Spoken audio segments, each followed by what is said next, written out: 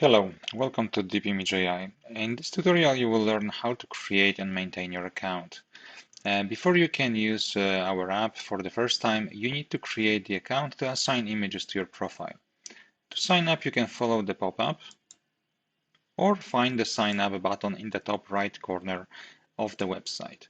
As you can see, you can quickly create an account using Facebook, Google profile, or Apple ID. If you prefer, you can also log in using an active email address and the password. Be aware that we will send an activation email to your inbox if you choose the password method. Please follow the activation instruction to use your account fully. Once you are logged in and have an account activated, you can go to My Profile section. Here you will find details of your plan and remaining credits. Using this section, you can change or cancel your subscription.